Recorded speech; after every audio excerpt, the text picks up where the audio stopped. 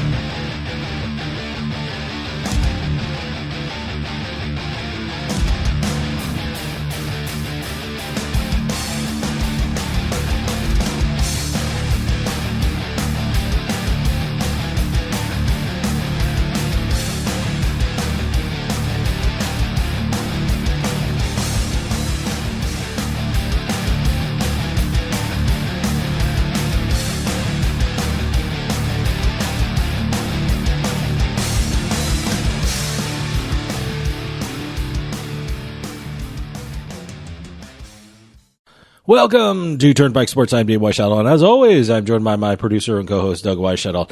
Doug, I can't wait for the NFL regular season because I can't stand NFL preseason. I know I have to watch it, and so just to keep up with the teams, but this is torture. Get preseason over with, please. You know, I thought a season with 3 preseason games would actually be, a little bit better. But it feels like it's more than three preseason games. I don't like preseason football. I know everyone's getting into the mood for football, and I know even people bet on the preseason, and I know the handle is high for preseason, but I just can't get into it. I watch it, and I'm thinking, oh man, I hope no one gets hurt and ruin the rest of the season because of a practice game. Well, it's not even just being hurt anymore; it's COVID. Yeah. People are getting knocked off the teams for testing positive or, like what you have in New England with the violating the rules or the misunderstanding of the rules, whatever they're calling it.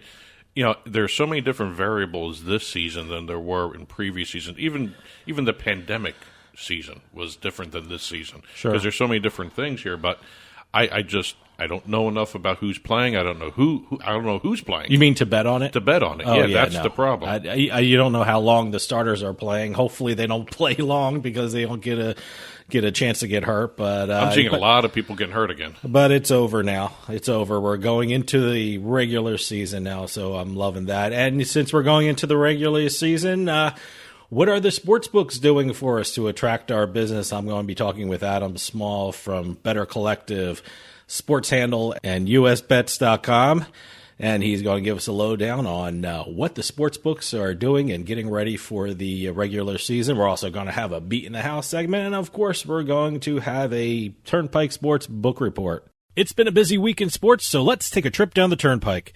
Today's trip down the Turnpike is brought to you by Drizzly, your online liquor store. Available in over 95 cities across North America, Drizzly offers a huge selection and competitive pricing with a side of personalized content. Now there's no need to leave the house. Get alcohol delivered in less than an hour by Drizzly. Head on over to drizzly.com and order today. And now get $5 off your first order of $20 or more when using our promo code DRINK19 at checkout. Shop beer, wine, and liquor with drizzly.com. Exit 1. We're going to start off today's rundown with a little corruption.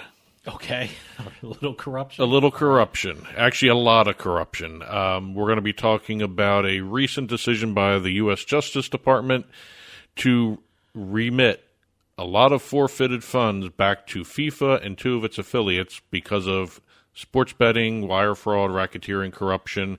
We're talking a sum of over $200 million.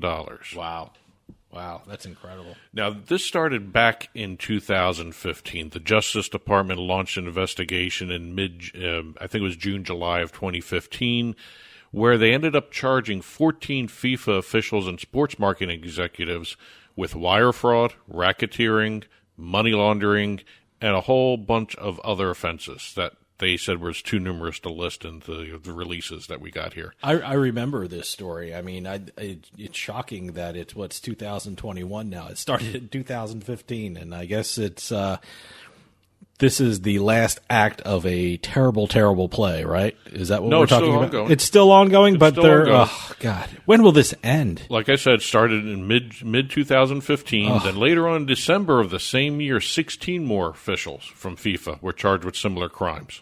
The prosecution's still going on today, and overall, more than 50 corporate and individual defendants from 20 different countries have been charged so far. Unbelievable. They've got Unbelievable. They've got 26 individual defendants pleading guilty for various offenses. And this is where... Who are flipping right now on their colleagues. On everybody else, So, yeah. But that goes hand in hand with doing a Justice Department investigation.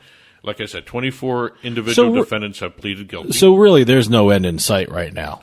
No, this is an ongoing... I was hoping, I saw they're remitting the funds. And, I was hoping that this would be the end, but it just seems like it's ongoing and constant. I guess it's just there are so many individuals and so many companies involved with this thing that, it's going to take more and more time. Well, what the charges relate to is the offer and receipt of bribes and kickbacks paid by sports marketing companies to soccer officials in exchange for media and marketing rights to different tournaments and events. So this was not just FIFA's issue. This was a whole bunch of other soccer leagues and soccer federations. As a matter of fact, it's not just FIFA getting the $200 million. FIFA's getting part of the $200 million. So they're getting money back because of they were taken advantage of. They were the victims of corruption. They were the victims of corruption. It's absolutely stunning what's going on in this. Well, besides FIFA, we have the confederation that's responsible for soccer governance in South America, CONMEBOL, CONMEBOL. And we also have another confederation for North and Central America, CONCACAF, CONCACAF. And so they're getting money back. They're getting all three of these are getting the split for the $200 million. Okay, good. And, it's actually kind of interesting. We always see these stories about match fixing and corruption in terms of bribery in the news all the time. We never hear what happens after that. Sometimes we don't hear what happens with the money that's confiscated. When you hear something like this in today's world, you think of sports betting, it's fixing matches, but no, this is marketing. These are marketing firms. This is not match fixing. These aren't match fixing. These are marketing firms wanting to get involved and be known and be seen and have their products broadcast on the soccer games, and they're not doing it the right way. They're not going about it the right way. It's not only getting their products on; it's also getting the governing bodies of these organizations to steer media rights deals to them. Sure. So, it's very lucrative, and it's of course it is. It's one of those things where you're going to find, corruption in a lot of different areas in terms of sports right now. But, it's nice to see money getting back to the organizations that were taken advantage of by, I want to say unscrupulous individuals. Well, they are unscrupulous. Yes. So, but, $200 million. Well, that was a tough word to say. Unscrupulous? Yeah, it still there is. You go. Unscrupulous. There you go. Exit 2. Okay, we're going from corruption to technology here. Good. We have an esports patent being filed by Esports Technologies, and this is a patent for an artificial intelligence odds generator. Wow. Okay. This is designed to, and it's a very interesting program, patent that they're filing. It's a program designed to comb the live streams of esports games and generate odds based upon what they've seen in past broadcasts as well as current broadcasts. Now, I'm wondering if this patent, I haven't seen the patent layout or the application itself, but I'm wondering, can this go beyond esports? I mean, can it work for football? Can it work for baseball, soccer, and things like that? But no, I'm very interested in this patent. Well, I'm sure there are elements of this patent that are already in place for sports betting. Mm-hmm. again, patents are kind of different than a lot of other intellectual property, trademarks, and copyrights. The patent has to go through claim after claim after claim of the individual pieces of the technology or the business method or the device that they're trying to patent. Yeah, and patents are, talking from a legal perspective, it's a very intricate kind of application, so intricate that if you go to a patent attorney, that means they had to take a separate bar exam to be a patent attorney. You just can't be an attorney and file a patent on behalf of a client. You have to have passed the patent bar exam. Well, it's one of the few specialties under the law that actually exist. I mean, you could say you have a practice maintained for intellectual property, but you can't, if you don't have a patent certification, you can't say you do patent law. Yeah. But anyway, we're in the weeds again on this. Right, Esports Technologies, this is their second patent. Now, this patent, like I said, it's an artificial intelligence odds generator. It's going to cover any number of esports matches, odds generation. You're going to be able to take a look at. Supposedly, this is going to enhance in-match betting for esports tournaments. You're going to be able to have real-time odds generated all by the stream itself once they incorporate it. Well, back to my original question. I certainly this is geared for esports, and I'm wondering if it has applications outside of esports. I'm assuming it would if it's using a odds generating algorithm. I guess it can be adapted to other sports, I would think. Well, what's interesting, this patent is kind of tied into a previous patent they just filed a couple of months ago. This is Esports Technologies. 2 months ago, Esports Technologies filed a patent request for a proprietary live streaming technology that integrates sports and esports wagering across streaming platforms. Now, we got Fubo doing that with their TV network, where they're integrating sports betting with the live streams. But this will take Twitch, YouTube, Facebook, Hulu, and a whole bunch of other streaming channels and incorporate both these patents together to create an odds-generating system that is unique to esports technologies. Wow, that's great. And I think maybe the application where you said goes to sports betting in terms of just regular sports, traditional sports, I should say. Traditional sports, I guess. I think that will be probably down the road a licensing opportunity for esports technologies, the company. Look, everyone's looking for the future of sports betting, and it's certainly it's esports. I mean, I can't see it just that activity is so ripe for sports betting and sports betting technology. So I know a lot of states are trying to get their rules and regulations regarding betting on esports altogether and pass. So that's, I think, the future of sports betting. Well, Esports Technologies came out and said the ultimate goal of these patents is to allow bettors to access everything they need right in the same browser without ever having to leave their streaming platform. Great. Because right now you have to close your streamer to go place a bet. Yeah. Exit 3. Moving from esports now to fantasy sports. All right. We don't talk too much about the fantasy side, especially with Yahoo Sports, because a lot of times you're hearing Yahoo make deals in the sports betting realm. Mm-hmm. They now have made a deal, Yahoo Sports have made a deal in the fantasy realm with an actual pro football player that's actually playing. Great. I got to play more fantasy this year. I play fantasy, but all of a sudden, sports betting came into the scene, and I'm concentrating on that. But there is a lot of money to be made in fantasy football. Well, there's even more. It's a lot tougher for me anyway than sports betting, because I know a lot of people in fantasy have these algorithms that they punch out a bunch of lineups and take over a contest. But you know what? Fantasy is pretty fun. Well, this is very unique because I haven't seen too many deals like this. I don't think I've ever. I may be wrong, but I don't think I've seen a deal like this, where the fantasy company has done a deal with a current football player, where they're going to be giving fantasy advice based upon not only what's the predicted games coming up, but also their past experience in dealing with other teams. It's an interesting insight. I think it's a good idea. This is the L.A. Chargers' Austin Eckler. Mm-hmm. He's going to be joining the Yahoo Fantasy team to create a show called Eckler's Edge.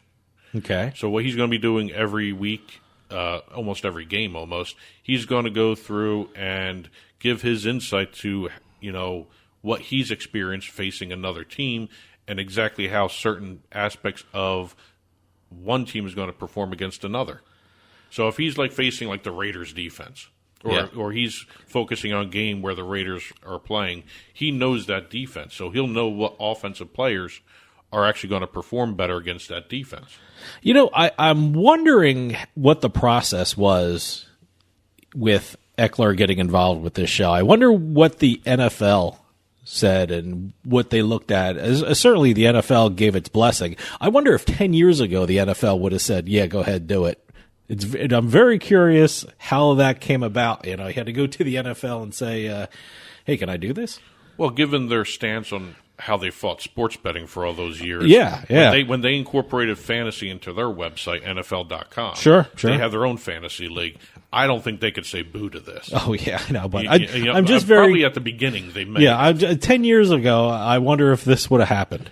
Well, again, if the NFL sees this work, they may actually start duplicating this. Yeah, he might be the first of many. Yes. Might be the first of many players. So what they're going to be doing is Eckler's Edge, and he's also going to be Austin Eckler is also going to be doing interviews with other players during the season. He's going to be interviewing fantasy sports players, too. Mm-hmm. So not just the actual athletes, but also the fantasy sports people, the people playing the games. And they're also going to be doing something very interesting during the season for football. They're going to have live conversations, chats. I don't know if it wasn't clear whether or not this was going to be during games, but I would think this would actually make sense to have it during games. They're going to have live chats from football and fantasy sports players during the regular season with Austin Eckler. Now, I guess if he's playing, he's not going to be able to do it during the game. Okay. Maybe. I don't know how that's going to work. But it'll be interesting to see exactly the way this approach affects fantasy sports, especially for Yahoo Sports fantasy players. It's going to be fun to watch. I mean, they're even doing other shows where they are going to be doing the Yahoo Fantasy Football Championship in partnership with MGM Resorts. People are going to be able to play for a chance to actually compete at MGM National Harbor in Maryland. I've seen some of these tournaments or championships on TV. There's like a big ballroom, and all these guys are watching the sport, the games, and things like that. I think we had Daniel Barbarisi on. He had to do something like that. I think it was a hockey thing for him. Oh yeah, it was. You go into a big ballroom and you play the competition. Again, and also all this stuff is going to be streamed live. Great. It's going to be on their TikTok channel. It's going to be on Eckler's Twitch channel, I should say. All right. I got to check that out. It's supposed to be really popular. Everyone's on Twitch. He does fantasy sports on it. Great. So. I'll check it out. Yeah. Like I said, I'm going to play a lot more fantasy this season coming up, and that's going to be a big help to me. Well, also, just one little new programming note. They're also going to be doing something called Fantasy Football Live and Yahoo Sportsbook Live on their social media channels. And what they're going to be doing is on Sundays. Now, this is all Yahoo Sports, This right? is all Yahoo Fantasy, Yahoo Sports Betting. They're going to let fans place real-time bets during halftime during these live shows. Okay. You're going to be able to watch them and then place bets upon what you see. All right. So they're expanding their fantasy to include sports betting, which kind of makes sense. They're almost getting hand in hand nowadays. Okay. Exit 4. And we're going to close out the rundown this week with FTX striking again. Wow, we're doing a lot of stories on them. They have been busy. They have been busy. This one is very interesting. Not just for the type of deal it is, because they've made this type of deal before, but how they're paying for it. All right. FTX announced that they did a deal with Cal Athletics, University of California, the Golden Bears. Yep. They have announced that they will have their first ever collegiate crypto naming rights sponsorship. It's going to be FTX Field at California Memorial Stadium. And they're paying for this in cryptocurrency? Is that what they're saying? That is exactly why I have this story here. It's all right. A 10-year, $17.5 million deal. It's FTX paying Learfield, which runs the rights to the Cal Athletics program, Okay. the media rights. They'll be paying Learfield 100% in crypto, and Learfield will be making annual payments to Cal Athletics in cash. Okay. So All right. It's kind of a different setup than what they've been doing. I know, we talked about a whole bunch of different deals. As a matter of fact, here's the rundown since March of this year. They acquired. This is FTX. This is FTX. This is all since March. They acquired the Miami Heat arena naming rights. They acquired the TSM esports naming rights, which has whole other implications. They did a deal for Major League Baseball umpire patches. Okay. I'm pretty sure you've seen those yet. Yeah. In the games. They signed Tom Brady as an ambassador. They have the Cal Field naming rights, and they've done a whole bunch of other different deals before that too. And it's kind of interesting to watch how this crypto company is actually behaving more like a traditional sports company or a traditional company in terms of these sports deals. Well, look, how they're doing business is going to be studied in business schools. I'm convinced of it. This is the new way of doing business in this modern age of sports and even modern age of business. So, it's very interesting to watch what they're doing. And certainly FTX is really at the forefront of all this. So, they're the ones to watch. According to reports, FTX has spent over $400 million in sports sponsorships. Wow. Now, that's a combination cash and crypto. So I'm pretty sure we're going to see more FTX sponsorships coming down the road think here. so, yeah. They're constantly busy, and wow, are they busy. And today's trip down the Turnpike was brought to you by Drizzly, your online liquor store. Available in over 95 cities across North America, Drizzly offers a huge selection and competitive pricing with a side of personalized content.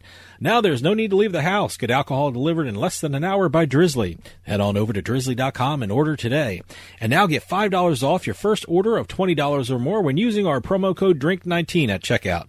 Shop beer, wine, and liquor with drizzly.com. And as always, you can get in touch with Turnpike Sports by calling or texting us at 609-512-5910. That's 609-512-5910. At Turnpike Sports is the show's handle on Facebook and Twitter. At Turnpike Sports Radio is our handle on Instagram. And as always, our email address is info@turnpikesportsradio.com. And don't forget, you can listen to the show via Spotify, Amazon Music, iTunes, radio.com mobile app, as well as Stitcher and YouTube. You can also watch us on your smart TV, Roku, Amazon Fire, Apple TV. Head on over to turnpikesports.net. You'll be able to watch our video channel there. Well, we got a great show coming up. We have a Beat in the House segment, and of course, we have our book report where we talk about what's going on, the sports books across the country. But coming up right after this, I am talking with Adam Small from Better Collective Sports Handle and USBets.com. Football season's coming up, and we're going to talk about what the sports books are doing to get your business. So stick around. We'll be right back with more Turnpike Sports.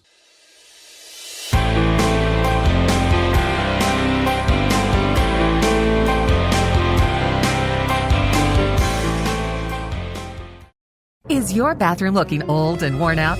Want to update it, but you don't know where to start? Then let BCI Bath & Shower show you how to turn that old bath into an aisle of beauty and functionality. Our residential bathroom solutions provide the best value on the market, and our customer service is second to none. Our cost-effective BCI Bath & Shower family of products has what you need. Remodeling our bathroom was a big decision for us. They didn't make a mess out of our house at all. And at the end of the day, we had a beautiful new bathroom. And it was a great experience the whole way through. We have the best monthly payment programs in the industry, with payments as low as $68 per month or no interest, no payments for 18 months. That's right. Get the bathroom of your dreams now and pay for it in 2021. Call 1-800-308-8291 for a free no-obligation price quote. That's 1-800-308-8291. When you want quality bathroom products at a great price, it's got to be BCI Bath & Shower. That's 1-800-308-8291. During these difficult times, we understand how important it is to stay healthy and safe. With so many of us confined to our homes and not being able to work, we feel the financial burden more than ever. Many folks lost their jobs and businesses. Others were furloughed, and some are working from home at reduced pay. Keeping up with your bills is not easy under these circumstances. If you have credit card debt and cannot keep up with your monthly payments, we at Debt Fix Pros are here to help. Give us a call to see how we can reduce your interest rates and lower your monthly payments. Protect your credit and let us help you find a solution that fits your needs. We, your friends at Debt Fix Pros, are here to help. Let us take care of your credit card debt so you can focus on what is really important. Call for a free phone consultation at 800-919-6011. 800-919-6011. That's 800-919-6011. 800-919-6011. United we stand.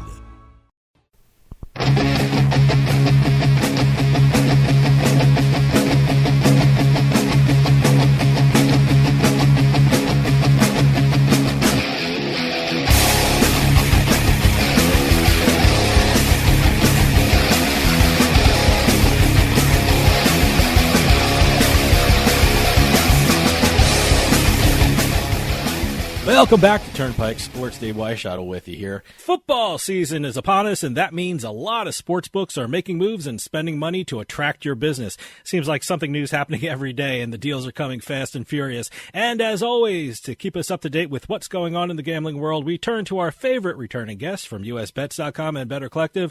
Adam Small is on the line with us right now. Adam, thanks for coming on. Awesome to be back, Dave. It's good to be on the show. I've been doing this now for, I want to say, first time I came on with you guys was 4 or 5 years ago now. Really? So That pretty long? cool that we've got such a long-standing relationship here. Oh, it's always great to have you on, and especially this time of year. Like I said, football's here, and it seems everyone's excited about this. I mean, recently I was doing an interview with Scott Sabella, who's the president of Resorts World Las Vegas, and I wanted to ask him about his sports betting at the property and at the resort. I barely got the question out when he said, "We can't wait for football season." I mean, there's certainly big betting events in the year like March Madness and things like that. But in terms of sports betting, is football the king when it comes to revenue for a sports book? Yes, and it's not close to anything else. The numbers that we experience, even just as a marketing partner for online sports books, are, I mean, it's basically like having a tourist season in a beach country or whatever, where you make all your money in 4 months out of the year.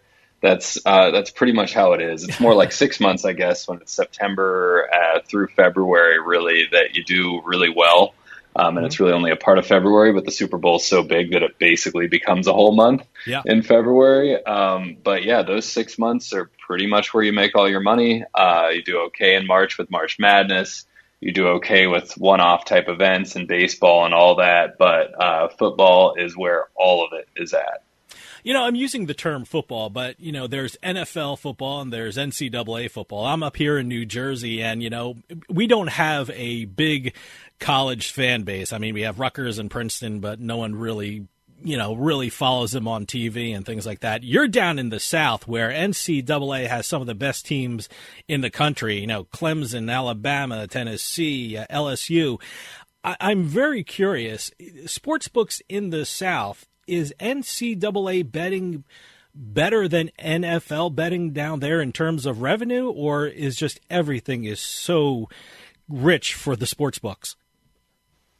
Well, it's a good question, and I think it's one that we probably don't have much data on yet, because as far as I can think of, Tennessee was the first state in the South, in the old South, I guess, to legalize and put operational online sports betting. And that was just in November of last year. So the college season was already kind of winding down at that point. And so we probably don't have a ton of data on that yet. Mississippi has had sports books for a couple of years, but that is in-person only or mobile on premises. So it's not statewide mobile.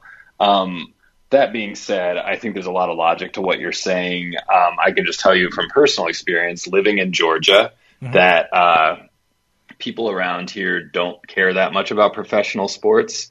I always say that I think the Atlanta United are the most popular professional sports team in Atlanta ever since they've come into existence about 3 years ago.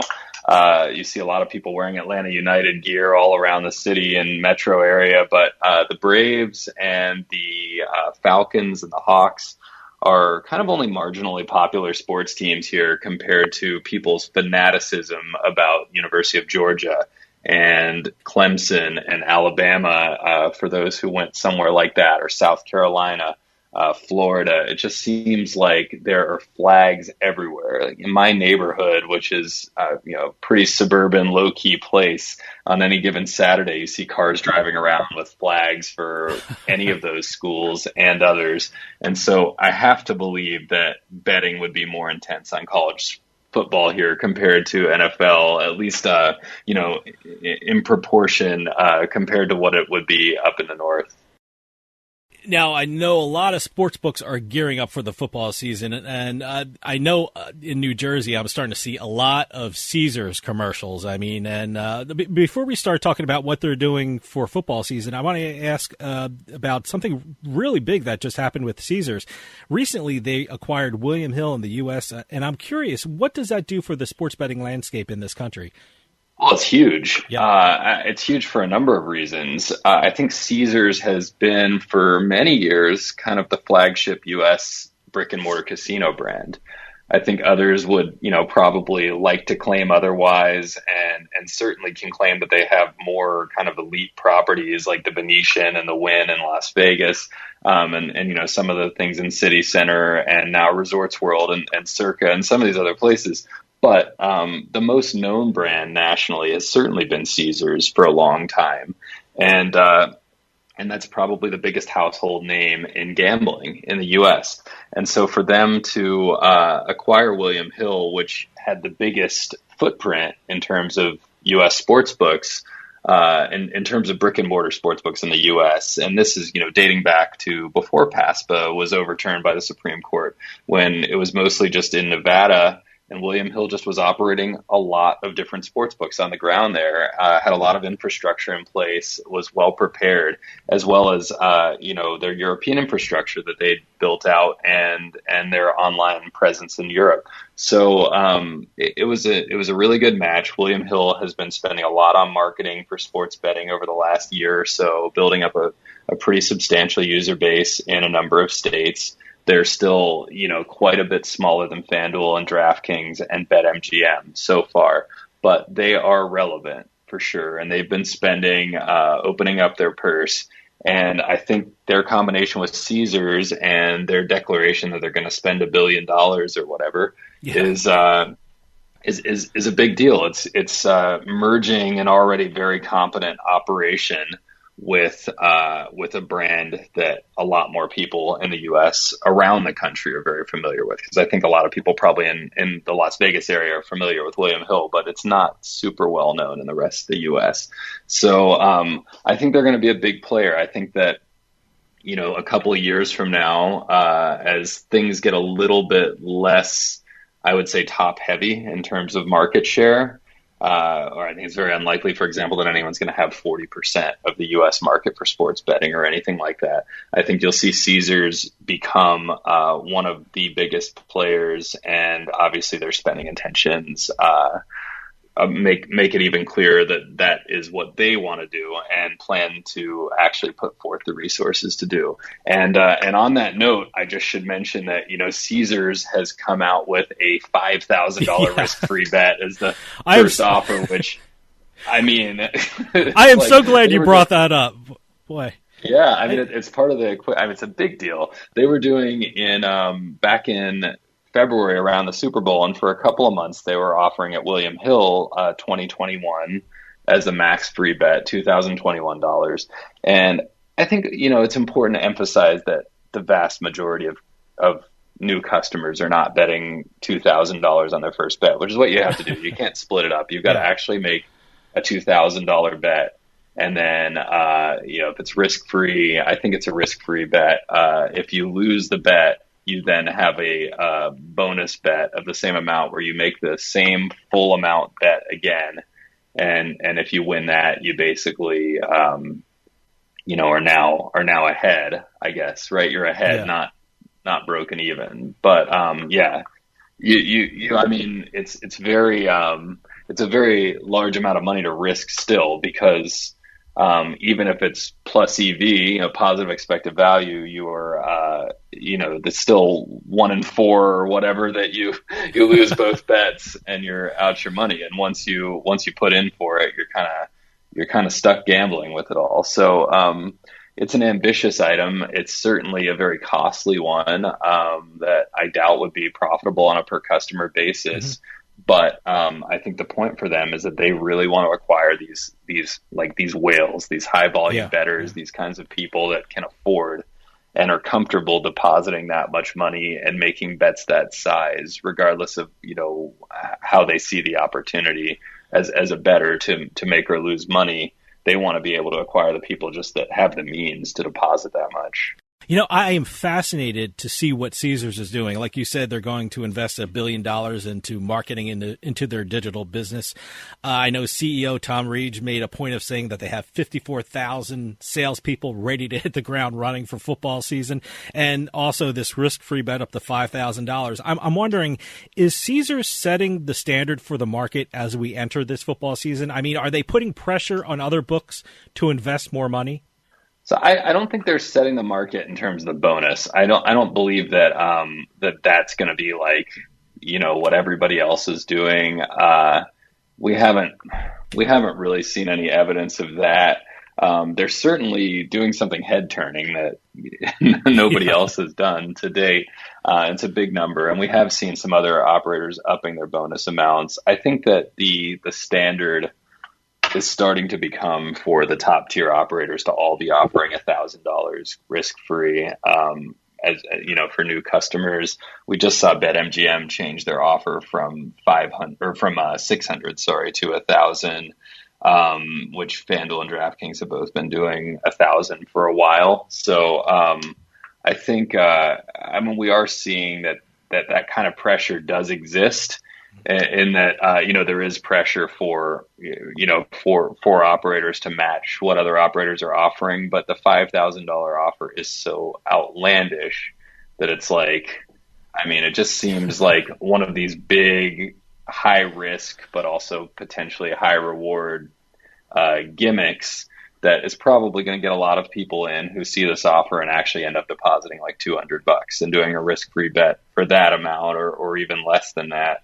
But will catch a lot of people's eyes and, invite a number of whale type players, as well as, people like myself and other people I work with who would happily sign up and bet $5,000 under these circumstances, understanding the risks, but going for it because of the value of the promotion, and then probably not becoming the kind of players they want us to become after doing that. So, there is, a fair amount of risk for them that they're going to get a lot of people like that as well. One thing that was very interesting about Caesars is, everything there is to know about affiliate marketing. And we love talking to you about affiliate marketing, and we're in that realm too. And we were on a conference call with Caesars, and that was their big thing. It's called Bet Like a Caesar. And they're going to have a whole storyline. We're having their commercials on TV right now. J.B. Smoove is being Caesar. I know Patton Oswalt is going to be a character named Carl, and then they're going to have a character named Cleo, who I guess is Cleopatra. They haven't named the actress yet. They want to make it a storyline throughout the football season. Is that how crucial football is to these sports books? Is that they're coming up with now almost like the old-fashioned serials before movies, that, a continuation of a story? Yeah, they're clearly a lot of thought has gone into all of this. And clearly they're not content to just be like an also involved type of player in this market. There's a lot of catch up to do still. And I think it's important to emphasize this, that these big brands, whether it's Caesars or, one of the big European brands like Bet365 or Unibet, that have big plans and big spending mapped out for the U.S., regardless of what they do, they're not going to be able to catch up real quickly with a FanDuel or DraftKings, who have been building actual customer databases for a number of years now and just have a huge head start just in terms of the people that actually have accounts and have money on deposit and have their emails registered with them. So it is going to take a long time, but I do think that, Caesars is making it very clear that they're ready to start getting serious about this. Whereas prior to the William Hill acquisition, they were really very much on the sidelines. They'd only launched in a couple of states and weren't doing a whole lot of marketing at all. And their product was really low quality as well. So I think, it's very clear that they're ready to start making a real run at it. But it's just going to take time. I think also, on the other hand, the view that, FanDuel and DraftKings and BetMGM are just too far ahead is also very demonstrably incorrect. And you can just look at Europe as an example of how these markets do disperse in terms of people's share. Biggest difference in the U.S., of course, is that in most states, just participating at all or having control over whether or not you have market access is largely dependent on land-based casino presence. And that gives a big advantage to the companies that actually own casinos like Rush Street Interactive and Caesars and MGM and Hard Rock, I guess, and takes some of the possibilities at times away from others that are looking to get involved, particularly a lot of these European brands that have historically only focused on online gambling, like the 888s and Bet365s and Unibets of the world. So, I think that's all to say, just that there's a lot that's still to shake out with all of this. Yeah. But when you see Caesars lining up to spend like this and other companies as well, it's certainly not just them. And these big media brands like, Fubo getting involved and other big international brands like Betway and Bluebet coming in.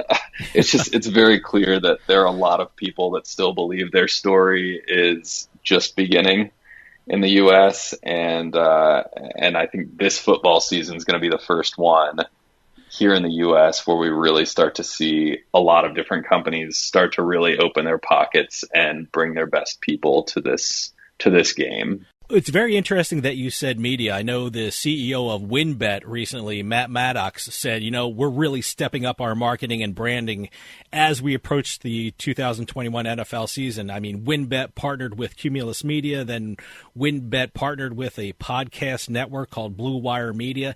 Is that what we're going to see pretty soon with a lot of these sports books? Their marketing plans includes partnering with media companies? Yeah, I mean it's already happening, and it's been happening. I mean, Fox Bet is probably the most widely known example, but BetMGM partnered with Yahoo to become their official partner. That was like a couple of years ago now, I think, and I mean, you're seeing this more and more. You're seeing brands partner up with sports teams, brands partner up with media organizations. You look at Bally, which is really just getting started. I mean, they're another example of just this huge presence. They've got all these TV networks that are now, Bally sports stations. I go to a Braves game here in Atlanta, and I see people wearing Bally attire everywhere. And there isn't even any gambling here in Georgia other than the online lottery, I guess. But that's not gambling, right? Yeah. So, yeah, I mean, I think it's so interesting how many players there are, the ever expanding map of play. It feels like you're watching Game of Thrones sometimes, where the story just keeps expanding and never contracting and just becomes unwieldy. Like, how is this all going to play out? But I think it's really interesting to note some of the moves that Penn National has made in the last couple of years and how savvy that they seem, as well as aggressive in a lot of ways to me, even if I'm not entirely confident that it's going to work out for them. I'm not that confident it's going to work out for them, but I'm really interested in it and think they've given themselves a real shot. Penn National is just this very large, but fairly kind of regionally known casino network based in Wyomissing, Pennsylvania, just outside Philadelphia. And they own a few casinos, several casinos around the country. But they kind of had this small online gaming presence in Pennsylvania with Hollywood Casino and not much else going on. All of a sudden, they acquire a significant stake in Barstool Sports for a 9-figure sum of money, and all of a sudden, they're not just Penn National, this holding company for a bunch of casinos or whatever anymore. They are Barstool, like a big media company, and then they're Barstool Sportsbook when they launched their own sportsbook. And now Penn National has acquired The Score for $2 million. $2 million, right? $2 billion. What a bargain! And right, I mean, and The Score is another huge media network with radio programs all over the country. A lot of well-known personalities involved. Based in Canada, a big Canadian presence. I think this deal was largely about the Canadian market, which is about to open up as a regulated market later this year. Yeah. But also about the U.S., where The Score is already launched in a few different states and has a lot of presence in the U.S. as well. Penn National strategy seems to be entirely media focused. They're not really doing anything else that I know of to acquire customers. Very little affiliate marketing or anything like that. It's all about using media brands that they own or own a stake in to produce customers and revenue. That's their strategy. They've really made kind of a unique space for themselves. So I think Bally is going to be very focused on that, using their own media to generate customers. Certainly, we've seen some of that from Fox Bet, though not as much as I would think, and they're not in as many states as I would have thought they would be in yet. But this is just going to be one of the various strategies that these big legacy casino companies use to try to be relevant in this space. Like you said, Penn National and The Score Media was such a great acquisition for Penn National, especially right before football season. You have this market access in different states and also in Canada. I mean, do you think we're going to see, because of this deal, a bigger presence of Barstool Sports during the football season from Penn National? I don't know if it's going to be because of this deal. I'm not sure how that's going to play out, because I guess they're still going to have likely these two different brands of U.S. sports books running. The Score, which is already live in, I believe, more states than Barstool. They're both in a few states now. But I think that we're going to see a lot of both. I'm not sure we're going to see them in the same ways that we're used to seeing, FanDuel, DraftKings, BetMGM, and others, where we're used to seeing a lot of billboards if you're in a gaming state, as you are, as I'm not. But when I drive to Tennessee or whatever, I see, the second I pass the state line, I see huge billboards for BetMGM and whatever else. They're all over Chattanooga, like, hey, welcome to Tennessee, go gamble. But I don't think we're going to see as much of that for Barstool. I'm sure they're probably going to do some, but I think their strategy is largely on the spending they do internally on content and media and social media presence. And some of it goes well beyond what I ever imagined. Being a media proprietor of sorts myself, though obviously much, much smaller. Just like I was hearing this story the other day about this podcast that had been on Barstool, and I guess the two women or one woman who does this podcast got a deal with Spotify for millions and millions of dollars to move their podcast there instead of with Barstool. And Dave Portnoy was commenting on contract stuff or whatever on Twitter. Like, he always comments on everything, but I was hearing about this, and it was like one of the top 20 podcasts in America in terms of listenership. And it was something I'd never heard of. And it was on a topic that seemed somewhat removed from what I would expect to be on Barstool. But it's like they've got tentacles that reach into all these places that I haven't even imagined. And they spend a lot of money on that, right? So where you look at FanDuel and DraftKings spending on TV ads, Barstool is spending on their own content and reach in just a different way, but also very effective way. In the big gaming states, I mean, we always have the same players. We have the FanDuels, DraftKings, PointsBet, BetMGM. What have you heard from those major players that they're doing something special for the football season? Well, everybody says they're going to spend a ton of money and grow a lot this year. That's for sure. Yeah. Beyond that, I mean, I haven't heard that much from those particular ones that you mentioned in terms of different plans this year. I asked that because I haven't heard too much from them. FanDuel and PointsBet, I really haven't heard too much about what they're doing. I'm hearing about Penn National. I'm even hearing about smaller things like Tipico, who just made a deal with Gannett to provide data, and but I'm not hearing anything about PointsBet. I'm not hearing anything about BetMGM or FanDuel. I mean, I'm just curious if you've heard of something. Am I missing something? I haven't heard much, to be honest. I hear definitely these declarations from some of the would-be up-and-comers, such as Caesars and WynnBET. Those are the two that really popped over the last couple of weeks. The Caesars saying they're going to spend $1 billion, and WynnBET saying I believe they're going to spend $500 or $600 million on acquisition coming up. It's some big amount of money, but I haven't heard a lot from the existing market leaders. You're right. PointsBet I wouldn't categorize that way. Like FanDuel, it's definitely right now FanDuel, DraftKings, BetMGM leading the way, certainly nationally and in most states as well. And I believe in some places BetMGM has actually pulled ahead of DraftKings, and I also believe BetMGM is at least nationally the top casino market shareholder right now, though FanDuel is right there with them.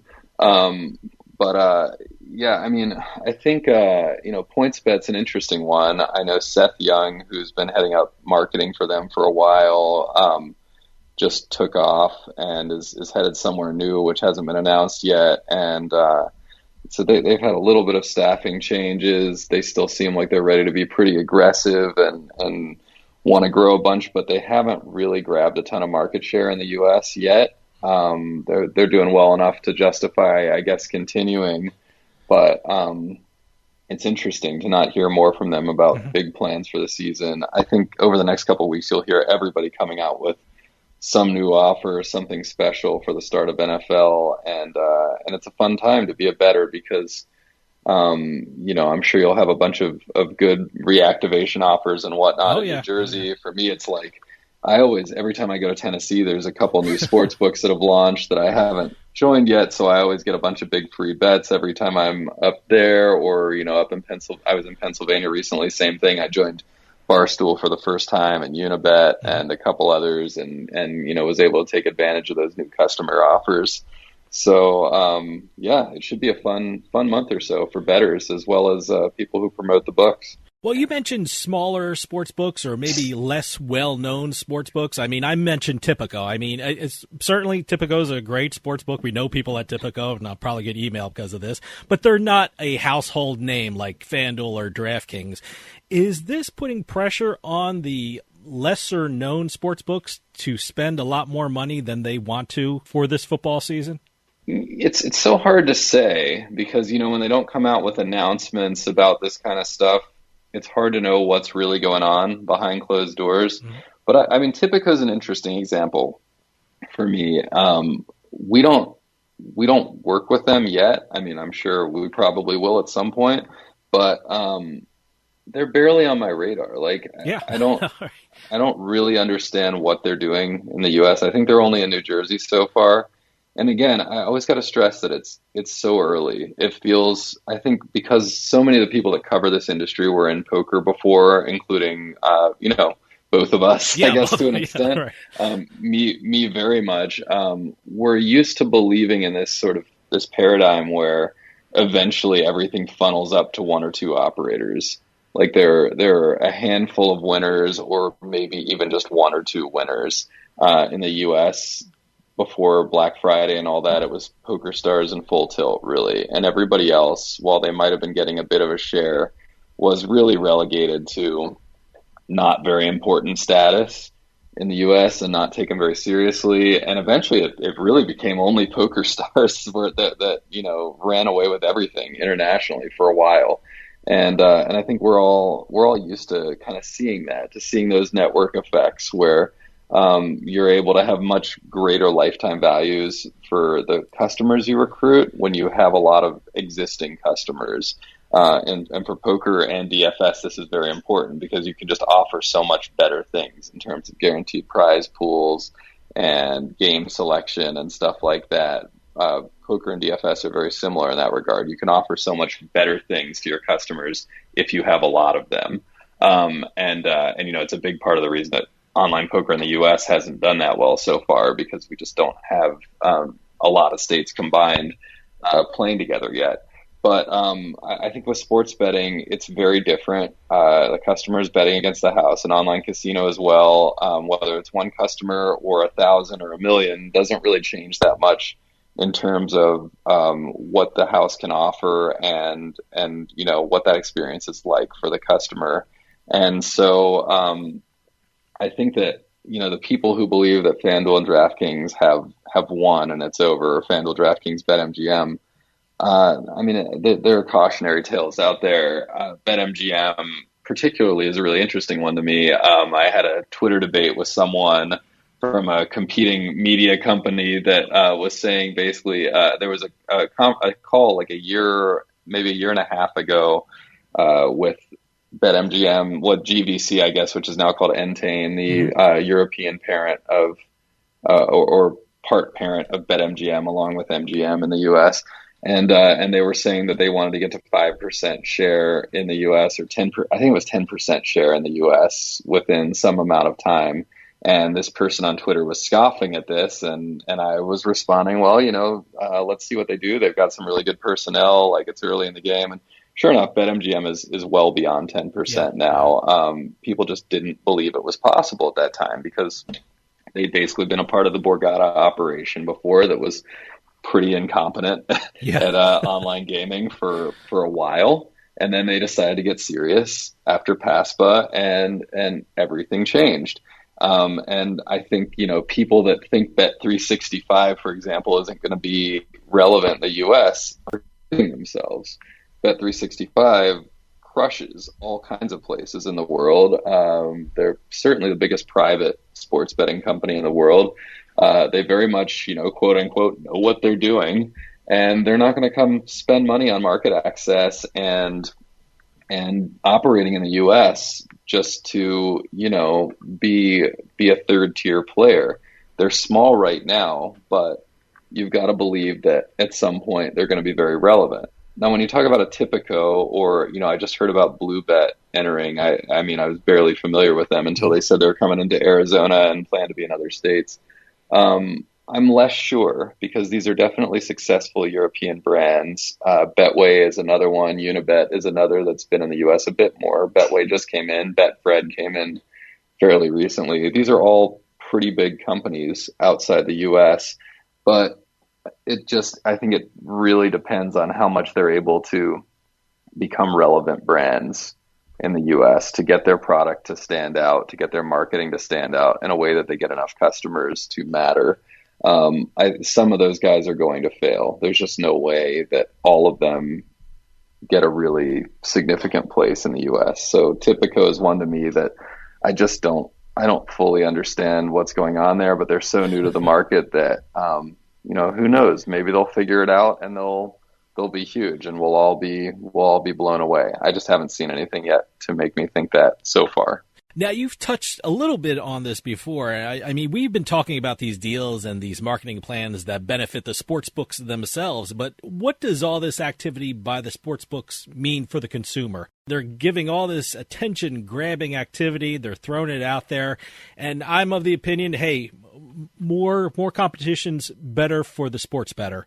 What do you think? I think it's great for the sports bettor. I love it. For me personally, I love when I go to a state, like I was saying before, and there are new options to choose from. They almost always have new bets. I was even in Oregon recently where there's a state monopoly, but I signed up for the Oregon lottery and got to take advantage of their free bet offer, which was like $100. It wasn't as good as the ones elsewhere, but I still did it. And I think that all of these guys coming in, all of these different operators, put more and more pressure on the operators at the top to continue to be agile, to improve their offerings, to improve their bonuses and odds boosts and everything else that gets people excited about keeping money on their sites and betting. And I think it's great for customers. I think that these periods of rapid investment and rapid growth are awesome for customers. It's the best thing ever if you're a bettor who wants to actually make money playing, that all the books are fighting over land and not worrying about profitability.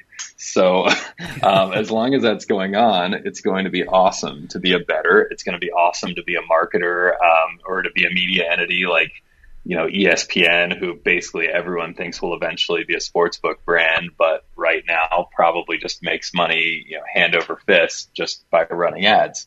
So, I think that it's a really good time to be anybody who is attached to this industry. Adam, we're running out of time, but can you give out your websites where we can keep up with all the gambling and sports betting news that seems to be constantly breaking every day?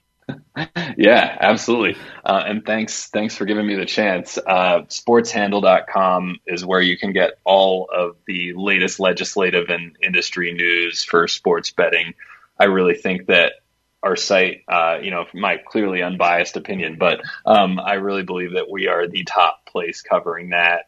Certainly the top place that's not behind a paywall covering these updates. We've also got usbets.com, which covers the whole industry, casino, sports betting, poker, all of it for the U.S., and a number of state-based websites, including NJ Online Gambling for New Jersey, Penn Bets for Pennsylvania, MidBets for Michigan, and a few others in some of the smaller states.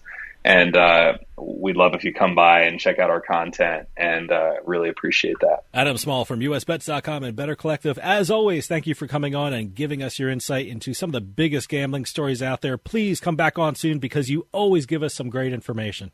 Thank you, Dave. It's always awesome to be on. Oh, thank you. Stick around. We'll be right back with more Turnpike Sports.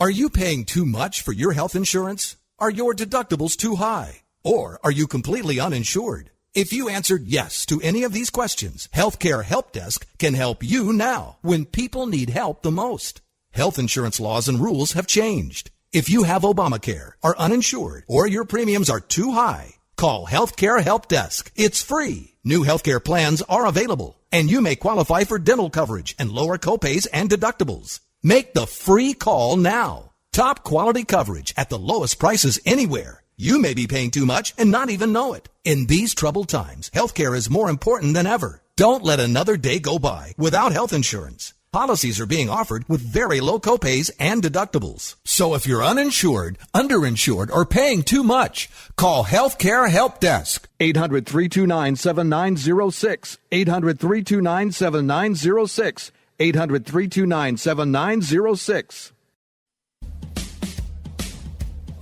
With some of the best promotions and offers in the sports betting market, PointsBet simply stands out. PointsBet is the only U.S. online bookmaker to offer points betting, where every yard, every point, every goal, even every play matters. Same-game parlays, good karma payouts, early payouts, and exclusive game day promotions and guarantees for all sports. PointsBet offers more bet types than any other bookmaker in the world, offering a unique set of markets that aren't available anywhere else. And now PointsBet is offering one of the best sign-up offers in the sports betting market today.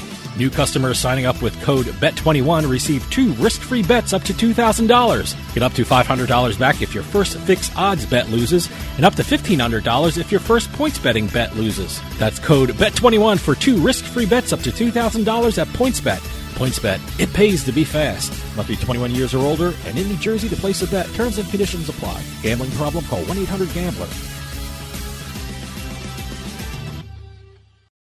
Free stuff is awesome, but free stuff that will spice up your bedroom is even better. Just go to adamandeve.com and select almost any one item for 50% off, and then we'll load on the free stuff. Just enter this very exclusive code, BABE16 at checkout, and you'll get 10 tantalizing free gifts, including a sexy item for him, a special toy for her, and a third item you'll both enjoy. And 6 extra special bonus items that are sure to rev your engine, pique your curiosity, and even blow you away. Plus, free shipping! Always sent in discreet packaging.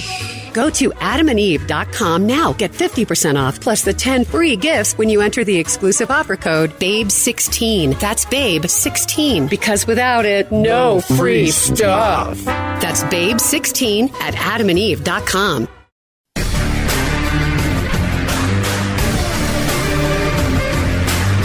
It's a casino. People gotta win sometime. Now, if you'll excuse me, I have a giant, colorful check to deposit. Beating the House is brought to you by BetMGM Casino. Play your favorite casino games at BetMGM Online Casino. Slots, table games, live dealer games, everything you love about Atlantic City and Vegas, all online at BetMGM. Don't wait. Join in the fun now. Go to BetMGM Casino, create an account using our promo code Turnpike, and become a verified player. New players get $25 free when signing up, plus a first deposit bonus up to $1,000. That's promo code Turnpike at BetMGM.com for a 100% deposit match up to $1,000 plus $25 free. Grab a lion's share of the fun at BetMGM.com.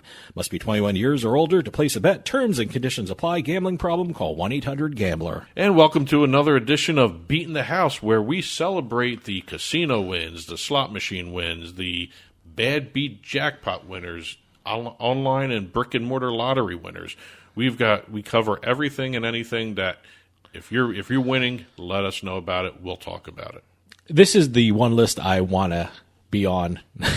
So the list of people that defied the odds and actually won money from casinos and online casinos and poker and lotteries and things like that. Well, again, it's always fun to see the releases from the casinos. Yeah. I love the fact that sometimes you see the person's name, sometimes you see a first name, sometimes you see nothing about the person. Now, if you won big, would you do the anonymous route, saying, you just say Doug W. kind of thing, or would you put your whole name out there? If I was talking about my win on the radio? No.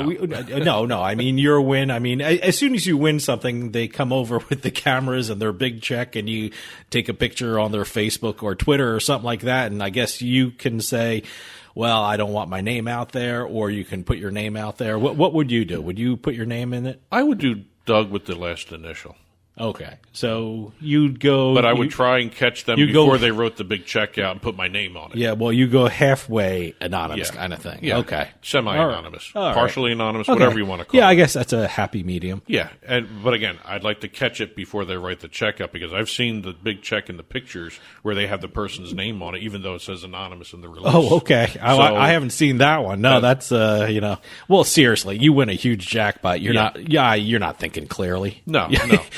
Those little details go by the wayside. You're worried about getting your cash. Yeah, exactly. All right. Well, we're going to start off in Harrah's, Las Vegas this week. All right. We've got a visitor from Israel, a student by the name of Ophir Hantis, a student from Tel Aviv. He gave his name out. He gave his name out. Good for him. He was vacationing with his girlfriend in Vegas, and he hit a progressive jackpot on 3-card poker for $125,000. Wow. Just under $125,000. Good for him. Wow, what a great vacation. That's actually hopefully that was the end of the vacation, or could have been the start of a good vacation. It's never a bad time to win $125,000. No, but again, we haven't talked too much Harrah's, Las Vegas. We haven't talked. There've been some big jackpots. Are they on the Strip? They're on the Strip. But we've talked some big jackpots, and I've noticed there have been some big jackpots from Harrah's in the past. But we just haven't had a chance to talk too much about Harrah's on Beating the House since we started the segment. Yeah. We're going over to Stations Casinos now. I love Stations Casinos just for their bad beat policy. Well, we have three people who love stations casinos even more than you. Okay. Normally we have one or two jackpots from them. We've got three this time. Wow. These are in Henderson, these first two. The Stations Casino, Green Valley Ranch Casino in Henderson. We've got a lucky guest. They call them their boarding pass holders because that's the loyalty card. Okay. Because of the train. Boarding pass. Okay, I get it. The lucky guest was playing triple-double bonus poker and did a bet of $125 to win $100,000 on a royal flush. Wow, good for them. This one, they even recorded the time. It was 3 p.m. in the afternoon. Now, that time comes in handy here. Okay. Because of the next jackpot. All right. Crossed the road over at the Sunset Station. A few hours later, another guest bet big and won another jackpot. A video poker player did a $50 bet. All right. And hit a $90,000 royal flush with multiple multipliers at 8:20 p.m. Great. The same day, about 6 hours apart. Hey, great. And the game was ultimate. Now, this was Henderson, right? The same place? This is Henderson. Same place? Same town. Okay. This is Ultimate X Poker Bonus Streak this guy won on. All right. So, two different video poker games, both paid out huge jackpots. Wow, great. Now you put the time. I'm sure there are people who wrote books on winning at gambling. Have they ever said when's the best time to play these games? You know, I kind of vaguely remember reading about someone writing down, oh, this time period is a good time to play slots or video poker. I mean, if anyone knows that, email us that. So. Well, we had the author on, Gene Scott. Sure. The Frugal Casino Guide, Frugal Gambler's Casino Guide. Yep. She was a video poker. Yeah, she's a big video poker person. The other, she might be someone to ask. Also, the other person to ask would be someone like Wizard of Odds, Michael Shackelford.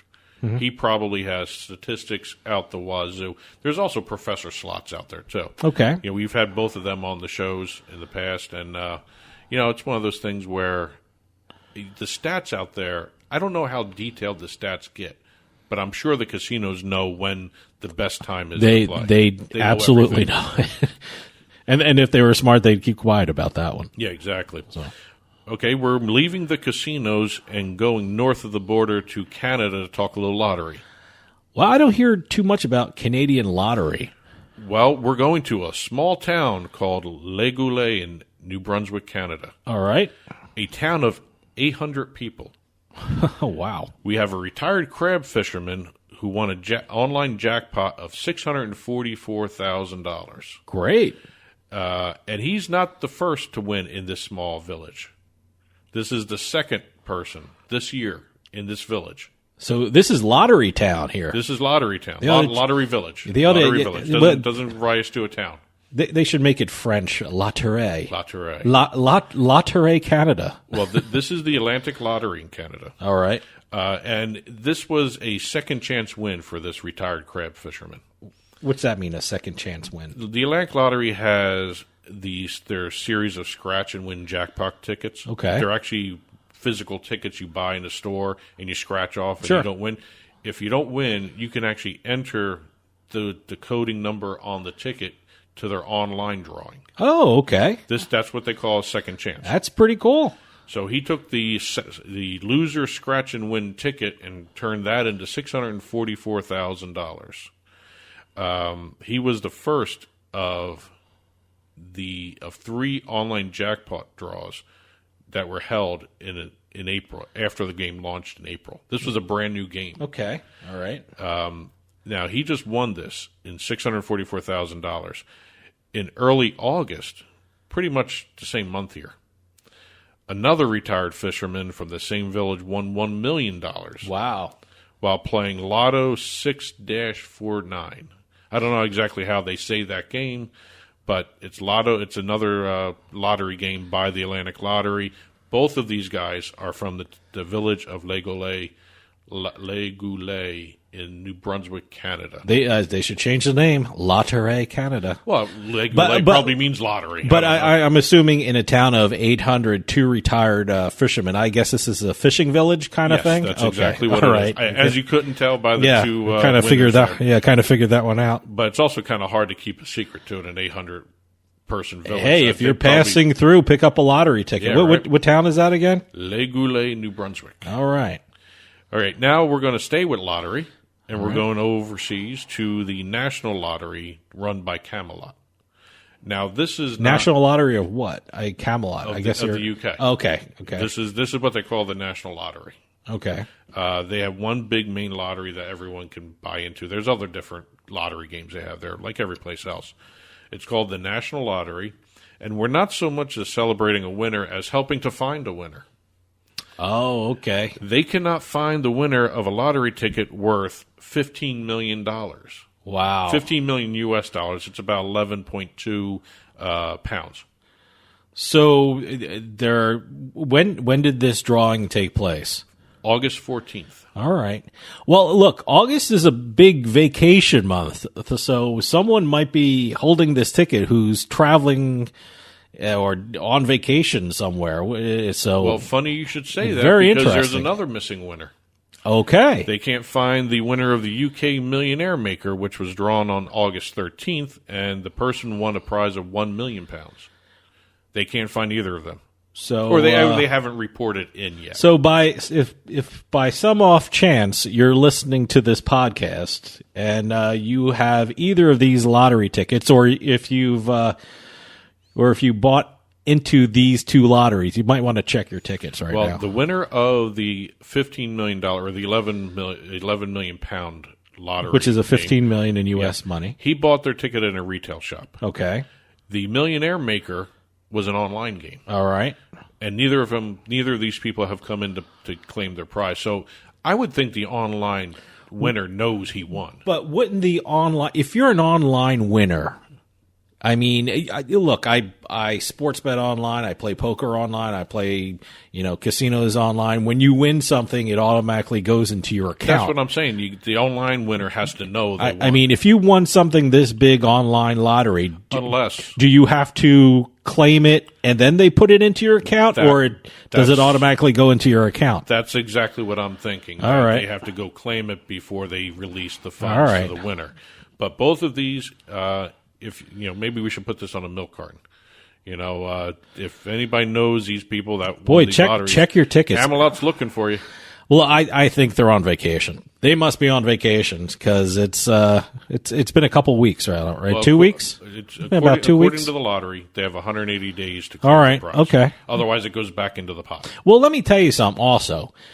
Being a lawyer, you always tell people, if you won something this big in lottery, get your affairs in order. Know what you're going to do with the money before you claim it. Which is what they may be doing. Yeah, talk to your stockbroker, talk to your money manager, talk to your lawyer, and get everything all set to form a company and put the money into that and pay off little things like that, or have certain funds or certain marketing funds. And so that's what might they be doing. And right also now. have a plan on how to deal with people coming out of the woodwork to ask for money too. Well, that's why people do anonymous stuff when you're doing or they do the first name only. Big wins.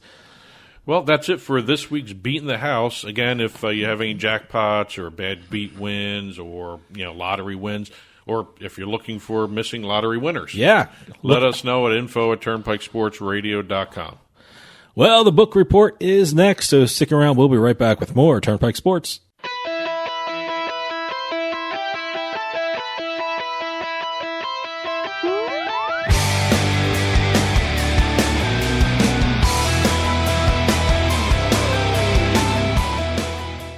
Tax Solutions Now is a complimentary referral service that connects callers to companies that provide tax services.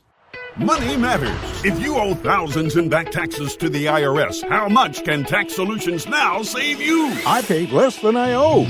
That's right, money matters. So call Tax Solutions Now and get the IRS off your back. Since 2014, Tax Solutions Now has been a leader in the tax resolution industry. Remove wage garnishments, property liens, fines, and penalties. Qualify for the Fresh Start program or even uncollectible status. How much can Tax Solutions Now save you? I owed the IRS over over $10,000. I paid a fraction of what I owed. Call now to reduce or even eliminate your back taxes. I called Tax Solutions Now and got the IRS off my back. Thanks. You saved us a ton of money. Money matters. How much can Tax Solutions Now save you? Call now and find out. Call 800-683-7377. 800-683-7377. 800-683-7377.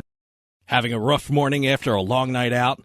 Stayed at the party a little too long and you have work the next day? Well, we've all been there.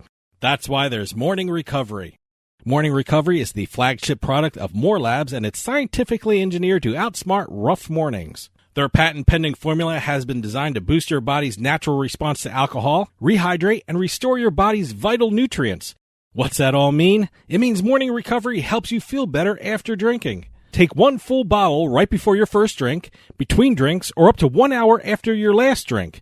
Go get some rest and wake up feeling like $1,000,000. It's that simple. And we've got a special offer for you. Use promo code radio15 at morelabs.com and get 15% off of your first purchase of Morning Recovery or any of their other great products. That's radio15 at morelabs.com to take advantage of this great promo of 15% off of your first purchase. Morning Recovery from More Labs, so you can work hard, play hard, and live life without compromise. More bets, better odds at PlaySugarHouse.com. Sign up today at PlaySugarHouse.com and don't forget to use our promo code PIKE to take advantage of their first deposit match up to $250. Must be 21 years or older and in New Jersey to place a bet. Terms and conditions apply. Gambling problem? Call 1-800-GAMBLER.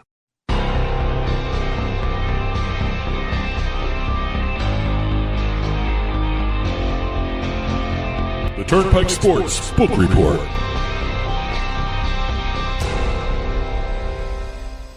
The Turnpike Sports Book Report is brought to you by BorgataSports.com. Your favorite casino is now your favorite sports book. Available anywhere in New Jersey, BorgataSports.com. Sign up at BorgataSports.com using our promo code PIKE, that's P-I-K-E. Make your first wager of $20 or more and you'll get $100 in free bets. That's $100 in free bets when your first wager on Borgata Sports is $20 or more. Get into the action with BorgataSports.com. Must be 21 years or older and in New Jersey to place a bet. Terms and conditions apply. Gambling problem? Call 1-800-GAMBLER.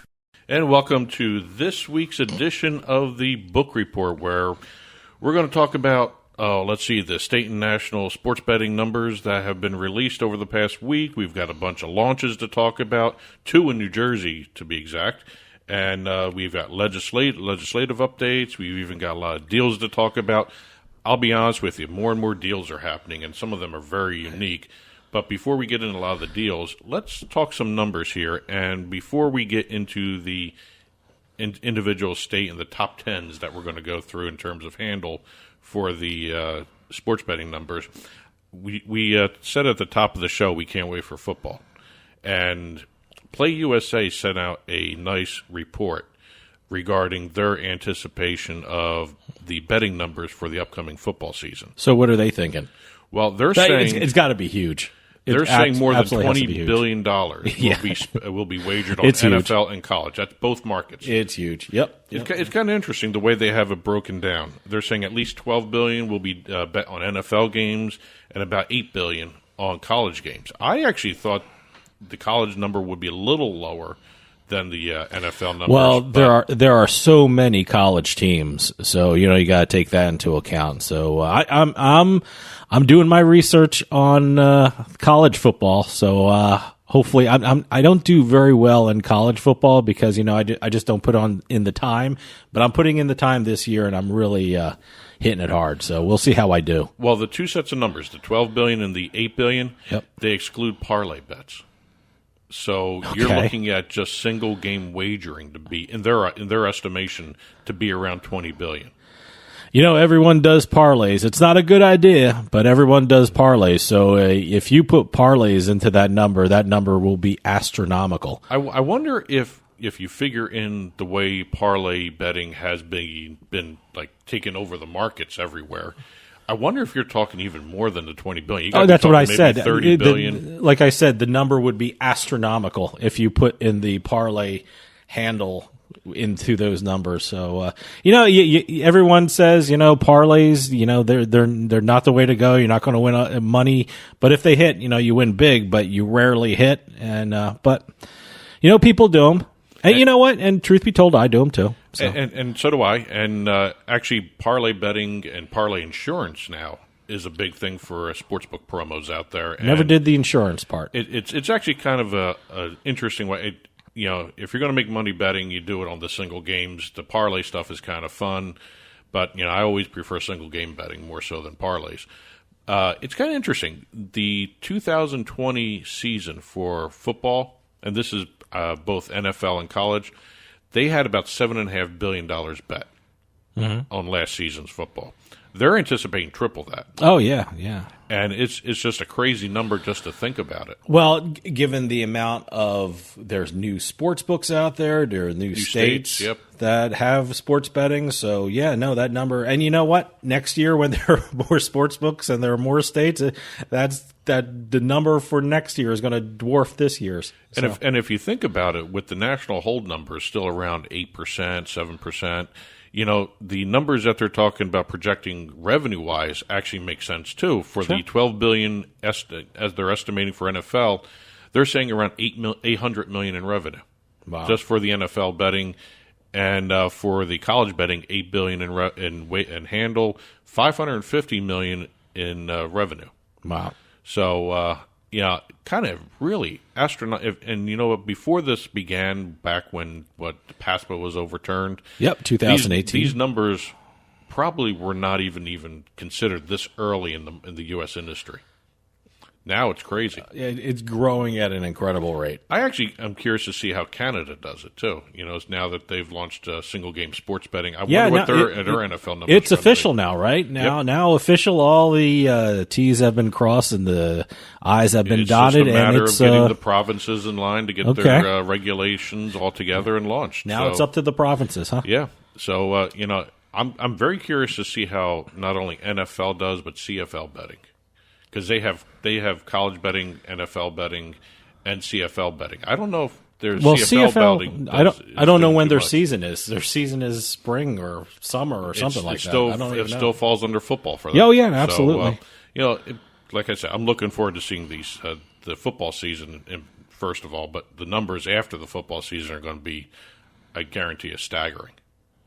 Let's talk a little bit of the top tens that we always go through every time some of these months go by. So what are these the top 10 of? This is the first one we're going to look at is the top 10 sports betting handle in July of 2021. Okay. Now, some of the states still have not released their figures for July. Illinois, we're talking about you because you're slow with that. New Jersey led the nation again, $578.7 million in handle. All right. Again, July, it's a slow month. Sure. No football. It was the first under $600 million handle that New Jersey's had in a while. Mm-hmm. Nevada came in second with just under $410 million. Pennsylvania was third. Michigan broke into the top five. You have Indiana, $194.5 million in the fifth spot. Rounding out the top 10 was West Virginia right now. They were 10th? They were 10th. Okay. $21.3 million. Mississippi was just above them with $30.7 million. And you got to remember, Mississippi's competing against states that have online sports betting. Yeah, Mississippi's only retail only. So they did pretty well. Good showing by Mississippi there. Top 10 sports betting handle for the entire year. This is nationwide. For the year so far. 2021. The first, 6 months or 7 months? What are we into? This will be 7 months, okay. July. Up till July. Yeah. Okay. New Jersey, again, top spot, $5.47 billion. Wow. Nevada, $3.73 billion, followed closely by Pennsylvania, $3.34 billion. Now, Illinois, again, did not report their July number, so we don't know exactly where they're going to fall in all this. They actually have a shot at getting up to number 2.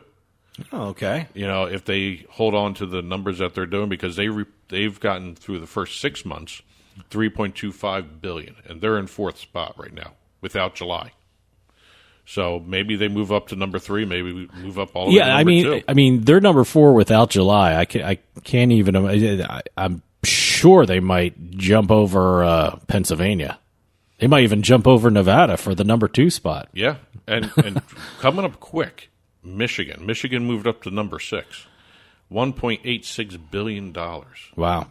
That's an incredible number for a real. That's still a it's growing. New industry. It's still growing, and it's going to be huge. I mean, it'll be constantly in the top 5 from now on, I think. And Tennessee reported their July numbers. They came in number 9. That's an online-only state. Same thing with Virginia. Virginia beat Tennessee, and they haven't reported their July numbers. Wow. 8th spot went to them, with Virginia with $1.33 billion. Tennessee was number 9 with $1.25 billion. Okay. Virginia is an astounding market, and that hasn't even really got its legs yet. Yeah, That's just launched. Let's talk post-PASPA. This is all time. All time. Sports betting handle. So they released those numbers all time from. People do the addition. It's easy enough to run a calculator. Post PASPA from 2018, right? Yes, exactly. May of 2018. Yeah. New Jersey, number 1 again, $17.32 billion. Nevada was number 2 with $16.35 billion. After that, no one's even close. Yeah, Pennsylvania in third place with almost $8.5 billion. It seems like on all, regardless of how you compute, whether it's monthly, whether it's biannually, or whether it's nationally from the beginning, it seems to be New Jersey 1, Nevada 2, and Pennsylvania 3. Am I correct? That's pretty so much they're the right big there. 3. But again, Illinois may alter that. Sure, absolutely. You got these other markets just starting to record some numbers. I mean, Colorado's going to challenge at some point. I'm really curious to see the Colorado market with football. I mean, they have that state, Colorado, leads all markets with 26 sports books. Wow. Okay. Active in the state. All right. Can you imagine that? 26 sports books. That football market's going to go crazy. I live in New Jersey, and I'm overwhelmed with 20 online sports books, and that's only online. I mean, I can go to retail in New Jersey, either North Jersey or Atlantic City in the South, or we're 10 minutes away from Pennsylvania, and they have a ton of stuff there. So they're going to get even more because we're going to talk about a couple launches. Too. It's overwhelming the amount of sports betting options we have. Well, one little last nugget. With July's report, Nevada joins New Jersey as the only 2 states to clear $1 billion in operator revenue post-PASPA. Wow, okay. 2 states. So it's always going to be Nevada and New Jersey, I think, for a little while. Well, for New Jersey, it's just population density. It's the most dense state in the union. There's more people per square mile in New Jersey than any other state in the union. So that's what they're, banking on here. And also, New York doesn't have any mobile yet. So we shall see how I don't know New when Jersey handles mobile betting in New York. It'll be fun to see exactly when mobile launches and really how much of an effect it has on some of the surrounding states, especially in New Jersey. Yeah. Let's move over to some launches because you mentioned New Jersey has 20. Among those 20, we have Betway and Barstool Sportsbooks, both of those which just launched. Okay. So Barstool is kind of an interesting brand. They are now operating in 7 states. Okay. Pennsylvania, Michigan, Illinois, Indiana, Colorado, Virginia, New Jersey. All right. They're actually planning on more launches by the end of the year. They're talking about Arizona for September 9th with the rest of the state launching great. there. And that's the beginning of football season. They're also in the process of trying to launch, license-wise, Tennessee, West Virginia, Iowa, and Maryland. Now, Maryland's going to be an interesting one because you're going to start seeing Barstool-branded sports books down there, too. Great. Good. It'll be fun to see I'm that. not seeing Nevada on your list. I'm surprised they're not going after Nevada. Well, you got to look at Penn National over there. Okay, all right. You got to see exactly how Penn National is going to handle the Nevada market. You might see another merger coming down the road or another skin being granted to like a Barstool at some point. Okay. So we'll see. And also, if you think about it, Nevada is one of the few states where online doesn't matter as much because the online percentage of the handle is always around 50%. Sure. They're getting more retail business than everybody else, too. Mm-hmm. Over in Iowa, we're going to have a new one in Unibet. All right. They launched September 1st. I like Unibet. I use Unibet a lot. And we've been talking about Connecticut launching. And, Connecticut's doing really cool stuff. Well, I got to say, I like it. It was a report came out, and I think the publication was called The Day. It's a newspaper. Mm-hmm. They had a statement in there saying that the very first in-stadium sports book in the Northeast was confirmed that's going to go in the Hartford XL Center. Yeah, what's interesting about that is I don't think a pro team even uses that. No. Arena. I mean, I don't even know who uses that arena. It's going to be the first sports book in how do I say it? In arena sports book that doesn't have a full-time pro team in it. You're right. Yeah. It's the first one in the country. I'm trying to figure out who plays in it. The New York Rangers minor league affiliate. Okay, all right. So it's I guess it's an IHL team. All right, okay. So it's a minor league hockey team that goes there. That's going to be kind of interesting, Connecticut, because a lot of the pro sports teams do have minor league teams in Connecticut. Sure. And they got a good following there. I know Connecticut is half the state's Giants. Yeah, well, football-wise, look, I mean, the Patriots started in New England in the early 60s. Before that, they were all Giant fans. Yep. So still, there are some remnants of Giants fans up in New England. I mean, especially in Connecticut. Like you said, the southern part of Connecticut, it roots for the Giants or New York teams. I don't want to lump them in with all Giants and you football. got a lot of Yankees fans in Greenwich. Sure, absolutely. And northern Connecticut, it seems like they go with the New England teams, especially the Patriots in NFL. And for Mets fans out there, the first sports book in a bar in the Northeast is going to be at Bobby V's. Bobby Valentine Sports Bar. And he's in Connecticut, right? He's in Connecticut. Bobby V's in Connecticut. The first sports book in a sports bar in the Northeast. Wow, great. He gets that one. How about that one? I got to find where that is. He's got a couple of them. There's like 2 or 3 throughout the state. I wouldn't mind stopping in. I like. I always love restaurants and bars that are owned by former players. They always seem they always. The decoration is great because you have all the old sports memorabilia, you have all the old pictures, and you love eating or drinking in one of those establishments. So yeah, now I got to check out Bobby V's. And you know what's also cool about a sports bar owned by an athlete? They have a ton of TVs. And they actually cater toward the fantasy and the sports betting crowd, if you think about it. Because bars with a lot of TVs. Yeah. Let me tell you something. If you're a restaurant or a bar in a state that has sports betting or is getting sports betting, you got to invest in TVs. I mean, sports betting changes everything, and it changes the restaurant and bar business because people go out to watch the game, and sure, you want the local team on. But, rarely someone just bets on the local team. And, with in-play betting, you kind of have to have all the games on. So it's something to think about if you own a bar or a restaurant somewhere. I actually wonder if the Connecticut Lottery and the other 2 sports betting operators in the state are going to do what BetMGM did with Buffalo Wild Wings. Are they going to tag a sports bar partner to have a channel in there? I can see the Connecticut Lottery doing that. Let me tell you something. In New Jersey, you can't go out to a bar now that doesn't have 50 TVs on. Because everyone's looking at the TVs, looking at their phones, and you know what they're doing with their phones. They're placing bets or in-play bets and things like that. Let's hit a couple legislative updates before we move on to some of the deals that we're going to be talking about. We have Wisconsin and North Carolina did some interesting stuff. The Oneida Nation in Wisconsin, they got federal approval of their gaming compact. Great.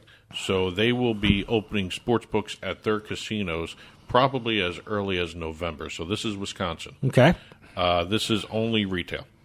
All right. And there will be mobile betting, but only on the casino property. Okay. So you don't have to be in the sports book or the casino to bet. You just have to remain on the property.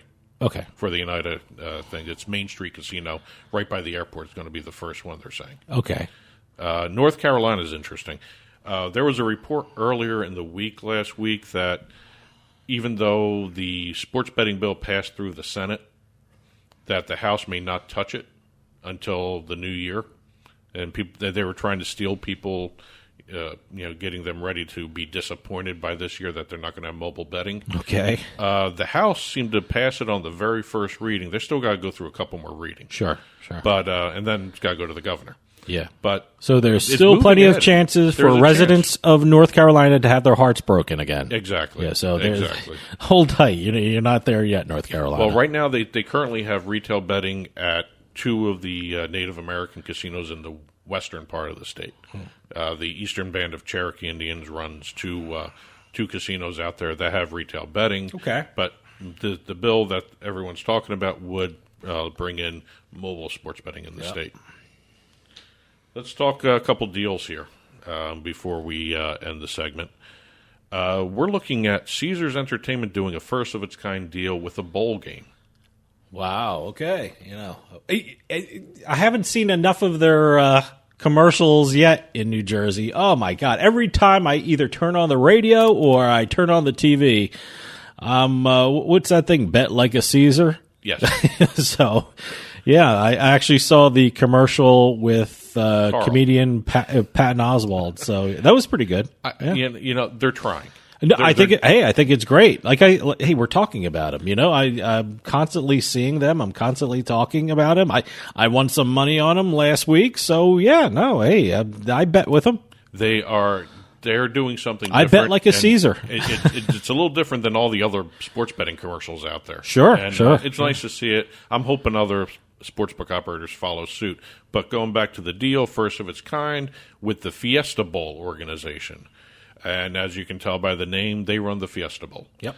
The Caesars Entertainment will be hosting new fan lounges within the stadiums for the PlayStation Fiesta Bowl and the Guaranteed Rate Bowl. So it's not going to be called the Caesars Fiesta Bowl? No, it's going to be still the PlayStation Fiesta Bowl. All right. This deal is all about customer acquisition for Caesars. Oh, sure. They're going to be the title partner of the PlayStation Fiesta Bowl pre-game party. All right. And they're also going to be one of the presenting partners for the Arizona Bank and Trust Fiesta Bowl kickoff luncheon.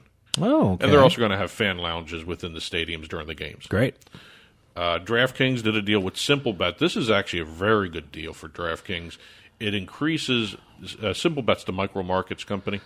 And when we say micro markets, play by play, it's the next batter will strike out on these series of pitches. Or it could be a fastball. Or is the next pitch a fastball? Yeah. Or how many pitches will this batter see during his time at bat? So those are micro markets. Those are the game within the game, they call it. Everyone's used to the micro markets by now. In-play betting, I guess you would call it, yeah. So. What makes this special is SimpleBet has now introduced a suite of college football products. These are the first micro markets for college football. Great.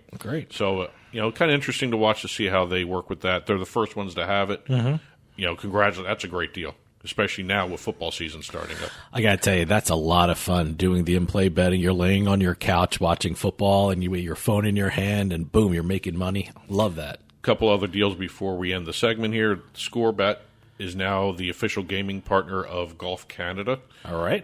The very first ever gaming partner for Golf Canada, which means you're going to see the CP Women's Open and RBC Canadian Open having ScoreBet activations all across the board with them. FanDuel will be the title sponsor at Kentucky Downs in Franklin, Kentucky for the next 3 years. We don't talk too much horse racing deals. And this is a horse racing deal for FanDuel. They're also going to be the exclusive televised partner for these races. Okay. One last little quick note. SportsGrid. Yeah. The digital sports network. Very cool network there. Yep.